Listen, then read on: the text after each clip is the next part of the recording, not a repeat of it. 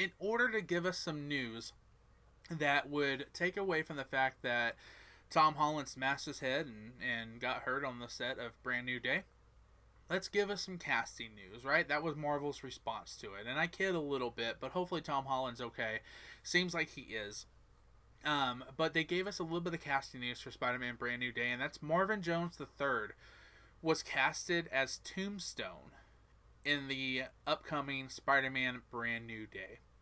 Let's talk about this casting, for example. First of all, the character of Tombstone he's kind of a gangster, for New York City, kind of a little bit of a thug type, crime underground syndicate type individual, and I think that he is very low level street criminal type person who ultimately causes a lot of issues for Spider-Man in the comics and in the game and the anime series, all that kind of stuff, right? He's a very good character. He's a very fun character. However, when you're talking about people who could play them, because he has a very specific look about him, unless if you're going to do CGI or you change the character, I think you need someone like Marvin Jones III to be able to come in and play it because, man, like, not only does he have a unique look about him, but he's physically intimidating, and his voice brings such, like, gravitas to the character. Like, it is an amazing casting decision. So much so that the Spider-Verse did it first. For Tombstone and the Spider-Verse, he plays the voice of Tombstone in Spider-Man Across the Spider-Verse, and I think that this is an amazing decision, right?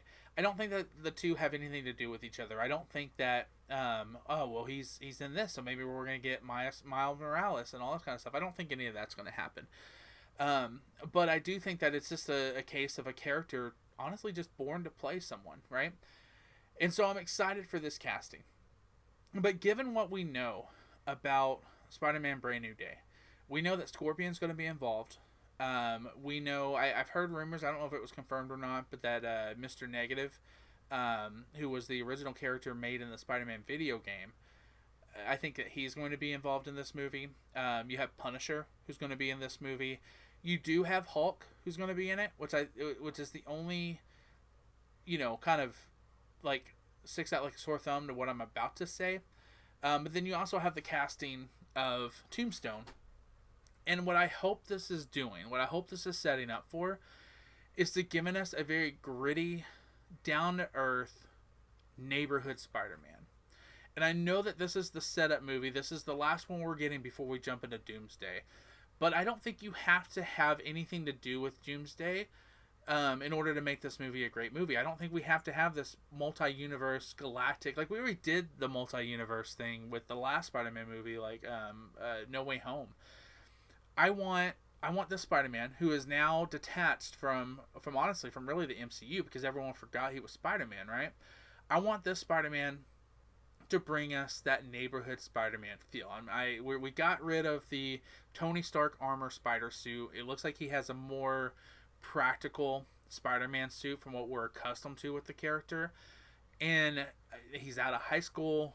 I think that this is setting up for us to be able to have a really down-to-earth, gritty Spider-Man, and you team him up with the Punisher. You also have Tombstone being casted and things like that, and yeah, you have some of your super villains like Scorpion if Mr. Negative ends up being in it and all that kind of stuff. But all those characters, they're not like space galactic type characters, and so I think that you honestly, I think they're setting up for the Sinister Six or their version of the Sinister Six. But I think in this movie alone, I think that we're finally going to take a step back. Not everything has to be multiverse. Not everything has to be this universe saving plot. And I just hope that we just save New York City. Let's start back. Let's revert back to some simpler storylines because they work. They work. We don't need everything just to be an enhancement because at some point you're going to run out of universes to save. Bring us a darker, not have to be super dark, but bring us a darker, grittier Spider-Man with that neighborhood feel, and I'm there for it.